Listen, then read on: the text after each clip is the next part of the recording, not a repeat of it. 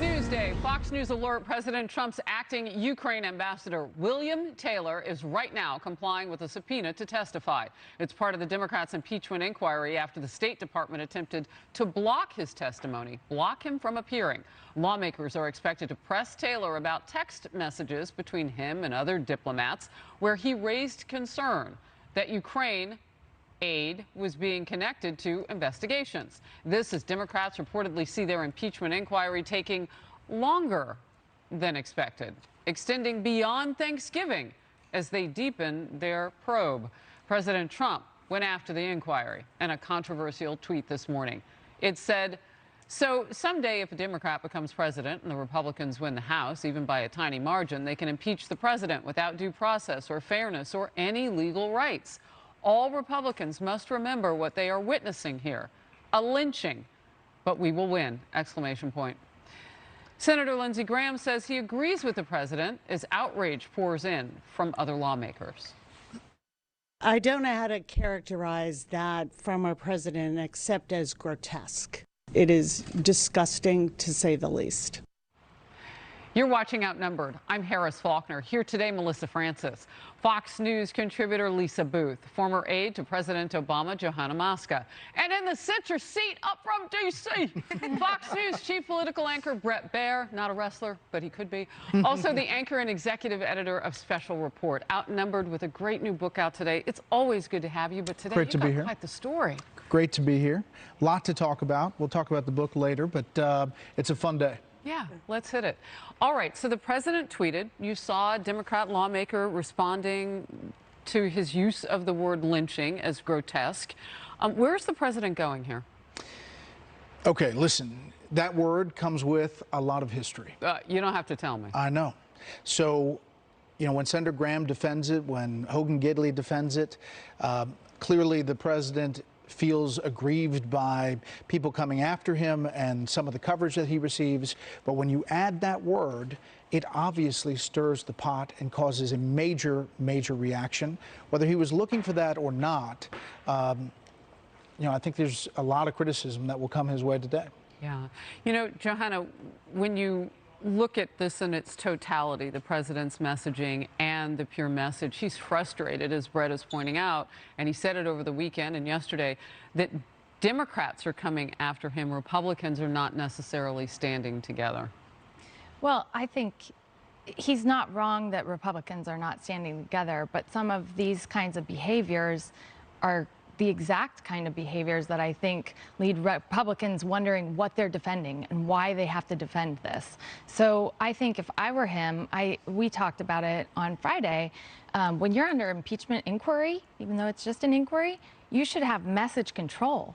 And so the fact that he's throwing this out over and over, it's very hard for Republicans to defend when you're just taking the victim complex every day. Lisa, before I come to you, you mentioned Hogan Gidley, Deputy Press Secretary for the White House. Let's watch him defending the president's tweet. The president wasn't trying to compare himself to the horrific history in this country at all. What he was trying to point out clearly was that he has been attacked relentlessly by the mainstream media without cause, without evidence, since the day he took over in this office. Lisa? Well, look, Hogan Gidley works for the White House, so he's doing his job, which is defending the president. That's what he should be doing. I think it is fair to assume the fact that, look, the left and many of the media will take any reason to attack the president. That doesn't mean you give them and hand them reasons to attack you, right?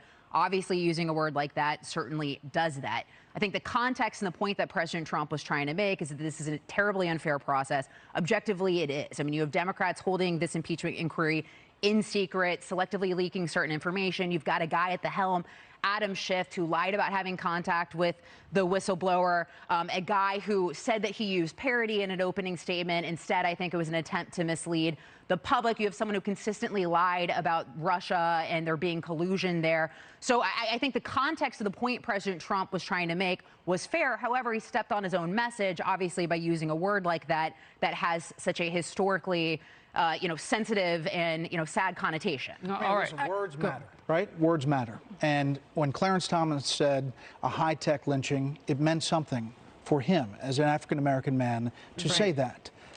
Yeah. And This it was is a different- incendiary then, and it was on purpose to say that. Yeah, no, and you make a great point about Hogan Gidley. It is try. his job to get out there and defend this. Absolutely no one else on the planet has to. So for anybody else who's going to jump on this and burn their fingers on this fire, don't do it. I mean, there's no reason to do it. This word is in that no-go zone with not that many other words. Well, like so the it becomes Holocaust, easier right? to remember.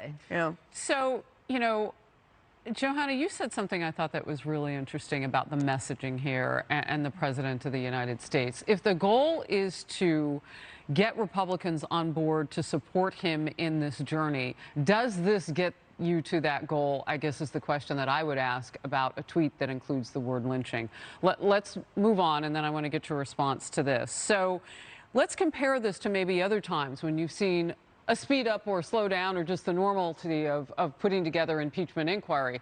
Axios put this together 599 days before House lawmakers voted to authorize an impeachment inquiry into President Nixon following the Watergate break-in. So you notice the length of time. There's been some criticism for Democrats that they're trying to speed up the clock, and now they're trying to slow it down. Here's another point by Axios. 260 days for the House to do the same after the first Washington Post report of an affair between President Clinton and Monica Lewinsky. And just 11 days for Speaker of the House Nancy Pelosi to announce a formal impeachment inquiry without a full vote into President Trump after Adam Schiff issued a subpoena for the Ukraine whistleblower complaint. And you say what? Well, I think, look, personally, I think a lot of this Ukraine narrative is contrived to me. I mean, I think, look, President Trump had concerns about corruption in Ukraine. That's been established in the transcript of the call. Also, the former or special envoy to Ukraine, Kurt Volker, has said as much as well. And I also think if President Trump is concerned about meddling in the 2016 election, there are things out there that would drive those concerns. So I think asking the Ukrainian government, especially a new government that you're trying to get to know, determine if you can trust or not, to ask them to look into that is completely fair. I mean, think about the countless amount of resources we've spent as a country to get to the bottom of Russian meddling. So if other countries were interfering in our 2016 election, why would we not want to find out? I would just say that the testimony that we're kind of hearing about behind closed doors about Ambassador Bill Taylor is suggesting that he is saying something that Democrats find very interesting. And if they do, if we believe the congressmen who are coming out and saying this is the most horrific day I've had in Congress, we have yet to find out what they're saying behind closed doors. I think the speed of this is worth noting, though. And there's been no vote. And what is it going to look like? Is it going to happen before the end of the year, or does it go into the election year? So, Johanna, I come back to you about kind of the timetable of all of this. So first, Democrats, some of them were saying, oh, you know, it would be prudent to get this done before Thanksgiving, to put a full vote, you know, before that date. Now they're saying perhaps beyond that point. Now it could go till the end of the year. And I mean, who does anything the week of Christmas? So it's going to be the first of New Year, potentially.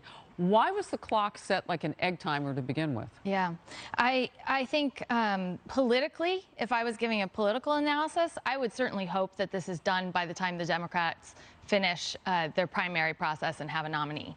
But June? I don't think this is political. Because that's how long it took with like I know, Obama and Clinton. I know, and we're gonna disagree on this. And I think you and I talked even about foreign meddling, and I think it is actually important to look at all foreign meddling and have a process by which any campaign can call up the FBI or call up the authorities and talk to them, because nobody should be investigating these things unilaterally and allowing foreign governments any interference in our election. And I think that that is a process by which, you know, when we're talking about Ambassador Taylor. If we get up to the point, though, of after Democrats have a nominee, we're so far, like, the election is right around the corner. So why not just leave this in the hands of the voters? Why even move forward with impeachment? If you're getting up to that point where we're in the summer right before the election, why not just leave this in the hands of the voters,